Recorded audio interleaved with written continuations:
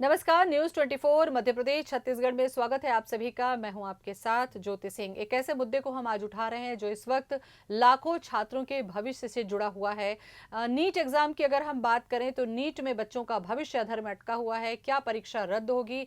Supreme court के फैसले का इंतजार है। तो पूरे देश में इसे लेकर छात्रों में एक उबाल सा आया हुआ है। छात्र इसको लेकर अलग अलग जगहों पर प्रदर्शन कर रहे हैं, आंदोलन कर रहे हैं और स्वाभाविक भी है।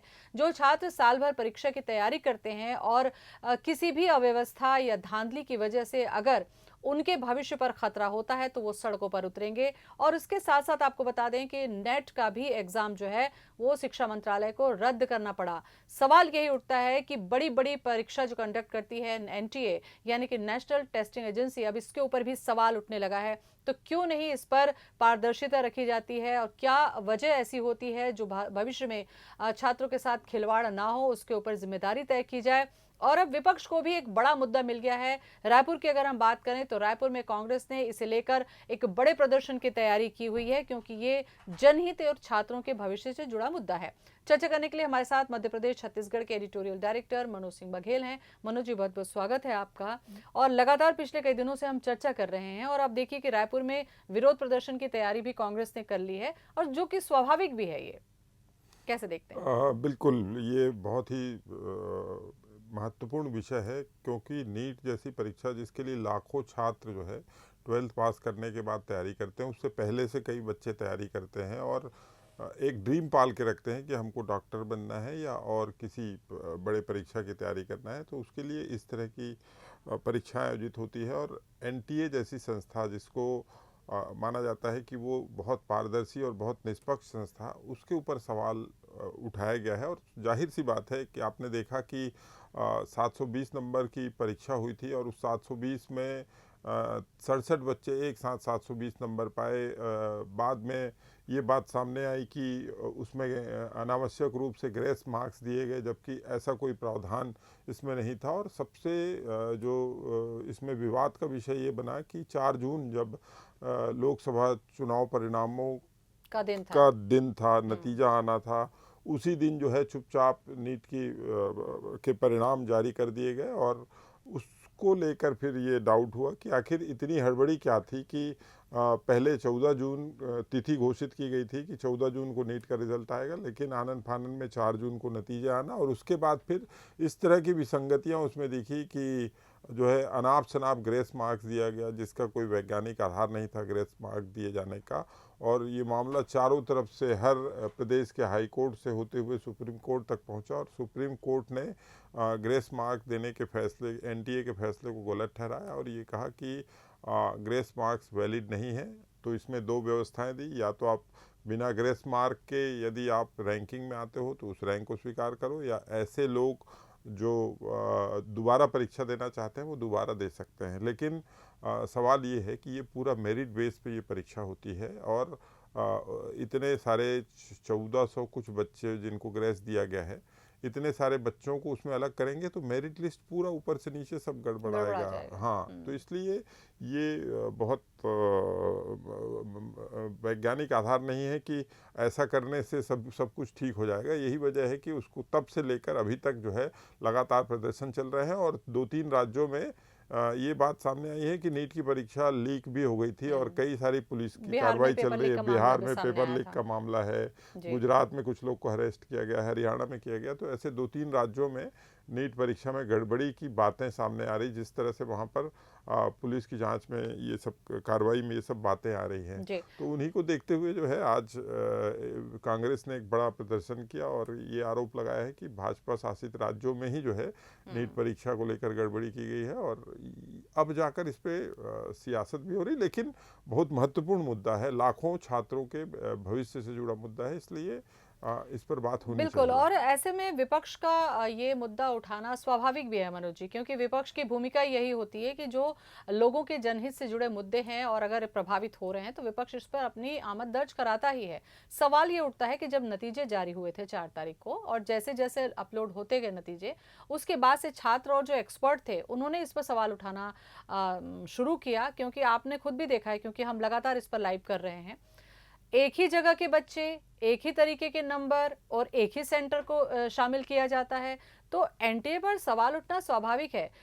क्यों ऐसी नौबत आती है कि एनटीए जैसी एजेंसी पर पारदर्शिता से कंडक्ट नहीं करवाने की दिशा पे जो कदम उठाए जाने चाहिए, क्या सरकार वो नहीं उठा पा रही है, या फिर ये समझा जाए कि सब किसी न किसी की मिलीभगत है सबकी?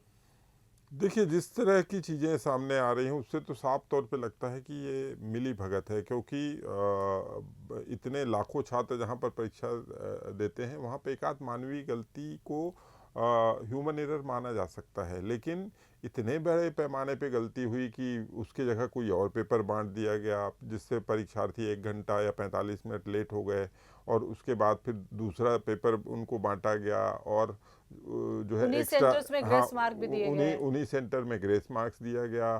कुछ चुनिंदा शहर के जो परीक्षा हॉल थे उसमें एक ही सेंटर से करीब दर्जन भर बच्चे जो है वो 720 में 720 पाए हैं। तो इस तरह की बहुत सारी चीज़ें हैं जो शंका पैदा करती है और इस ओर इशारा करती है कि इसमें जो है एनटीए के बड़े अधिकारियों का, और हो सकता है कोचिंग संचालकों का, या हो सकता है राजनेताओं का, सरकार से जुड़े लोगों का इनकार नहीं किया जा सकता है जो इस है बात से। इनकार नहीं किया जा सकता। यही वजह है कि इस मामले की लगातार सुप्रीम कोर्ट में सुनवाई चल रही है, और जी। अब जाकर इतने चारों तरफ देशव्यापी ये एक आंदोलन की आंदोलन बात। का रूप ले चुका है, और सभी की मांग यही है कि नीट परीक्षा रद्द करके इसकी सीबीआई जांच कराई जाए और दोबारा से इसकी परीक्षा ली जाए।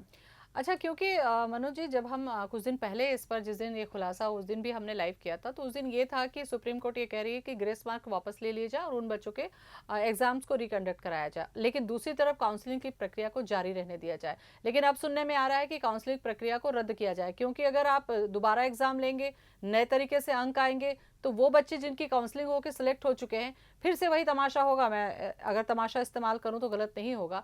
तो आपको लगता है कि कहीं ना कहीं वापस अब इस परीक्षा को रद्द करने की नौबत आ रही है, और ये हो भी सकता है?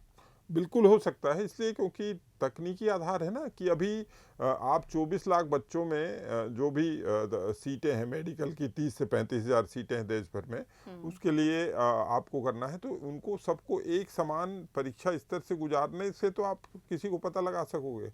अब आप जो है कुछ बच्चों का 1687, कुछ बच्चों का जिनको ग्रेस दिया गया है उनकी अलग से परीक्षा लेंगे बोल रहे हो, तो दोनों ही स्थिति में बाकी जो कॉम्पिटिटर उन पे असर पड़ेगा। उनका पेपर यदि बहुत सरल आ गया तो वो तो रैंक नंबर में अच्छे बहुत आ ऊपर, जाएंगे, ऊपर नंबर आ अच्छे आएंगे तो वो जाएंगे। ऊपर आएंगे, तो दूसरे बच्चे वंचित रहेंगे।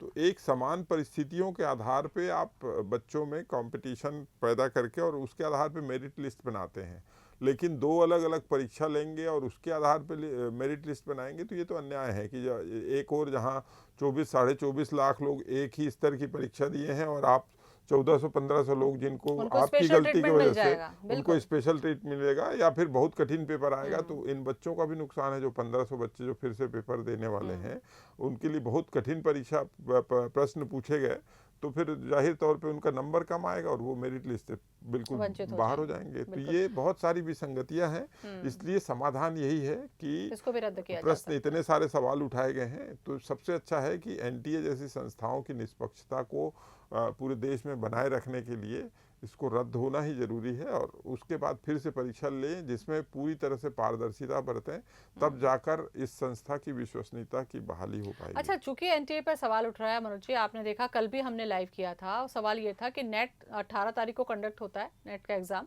और उसके बाद में वो 20 तारीख को मंत्रालय की तरफ से रिजेक्ट कर दिया गया, यानी कि वो पहले ही उन्होंने स्वीकार कर लिया कि इसमें किसी न तरीके पेपर लीक हुआ है, धांधली हुई है। और वापस मैं आपको बता दूं कि ये भी परीक्षा एनटीए ही कंडक्ट करता है। तो ऐसे में रद्द होने के बाद अगर दोबारा जब एग्जाम्स लिए जाएंगे, क्या आपको लगता है कि ये जिम्मेदारी फिर से एनटीए को दी जाएगी, या एनटीए की अब पारदर्शिता पर सवाल उठ चुका है तो क्या तो दूसरा विकल्प सरकार देखेगी? देखिए, एनटीए की स्थापना जो है इसी के लिए की गई है कि जो अखिल भारतीय स्तर पे जो परीक्षाएं होती हैं, जो पात्रता परीक्षाएं होती हैं, उसको संचालन करने की जिम्मेदारी जो है एनटीए को दी गई है। इसलिए एनटीए ही ये परीक्षा आयोजित कराएगा। ये जरूर है कि चूंकि गड़बड़ियां बैक टू बैक हुई हैं, पहले नीट की परीक्षा में गड़बड़ी की बातें आई, फिर नेट की परीक्षा होते ही तुरंत इस पे चारों ओर से आवाज़ उठने लगी कि इसमें गड़बड़ी हुई है, धांधली हुई है। यही वजह है कि शिक्षा मंत्री धर्मेंद्र प्रधान ने तुरंत प्रेस कॉन्फ्रेंस लेके इस आशय की जानकारी दी कि नेट जो यूजीसी नेट की परीक्षा है उसमें गड़बड़ी की शिकायतें मिली है, इसलिए तुरंत उसको रद्द करने की बात उन्होंने कही, क्योंकि पहले ही वो विवादों में थे नीट परीक्षा को लेकर और दोबारा इस तरह की शिकायतें मिलना, तो ये एक बहुत अच्छा स्टेप था शिक्षा मंत्रालय भारत सरकार का कि इस संस्था को और बदनाम होने से बचाने के लिए सबसे ज़रूरी है कि तुरंत इस परीक्षा को रद्द करने की घोषणा करें, सीबीआई जी। जांच की घोषणा करें और फिर से परीक्षा कराने की मांग करें। अच्छा, इसका दूसरा पहलू अगर आप देखिए मनोज जी, तो क्या ये समझा जाए कि एग्जाम कंडक्ट होने के अगर दूसरे दिन ही परीक्षा रद्द करने की बात शिक्षा मंत्रालय करता है, तो क्या ये समझा जाए कि ये कहीं ना कहीं गुंजाइश से इनकार नहीं किया जा सकता था कि इसमें भी धांधली है या इसके रिजल्ट में भी यही स्थिति होती जो नीट में हुई और फिर से आंदोलन होता? इसकी कहीं ना कहीं गुंजाइश रही होगी क्या, इसीलिए मंत्रालय ने इसको रिजेक्ट कर शत दिया? प्रतिशत गुंजाइश, क्योंकि शिक्षा मंत्रालय देख चुका है कि किस तरह से नीट परीक्षा को लेकर देशव्यापी विरोध प्रदर्शन हो रहा है। इसमें कहीं ना कहीं सरकार की बदनामी हो रही है और देश का युवा जो देश का भविष्य कहलाता है कि ये भी बाद में देश संभालेंगे और उनके अंदर इस तरह की असंतोष की बातें सामने आ जाएगी, तो ये अच्छी बात नहीं है एक जी। अच्छे लोकतंत्र के लिए। तो ये बातें पहले ही चल रही थी और दूसरा यूजीसी नेट परीक्षा में भी उसी तरह की बातें सामने आई, तो ये उनके पास एक बेहतर विकल्प था कि जल्दी से जल्दी विवाद और बढ़े। चलिए, इससे विवाद पहले बढ़ने से पहले उन्होंने सुलझाने की दिशा में एग्जाम को रद्द तो कर दिया मनोज जी, पर सवाल ये उठता है कि नेट के 11 लाख से ज्यादा बच्चे और नीट के 24 लाख से ज्यादा बच्चे जो कि पूरा एक साल लगा चुके हैं इस एग्जाम के लिए, पैसे लगा चुके हैं उनके पेरेंट्स, क्या उनको न्याय मिल पाता है कि एनटीए की गलती की सजा छात्रों को भुगतनी पड़ रही है? और इसको लेकर विपक्ष भी अब आक्रामक हो चुका है, रायपुर में प्रदर्शन किया जा रहा है। देखने वाली बात होगी कि इसका समाधान क्या होगा। कल इसी समय हम फिर आपसे मुखातिब होंगे, तब तक के लिए नमस्कार।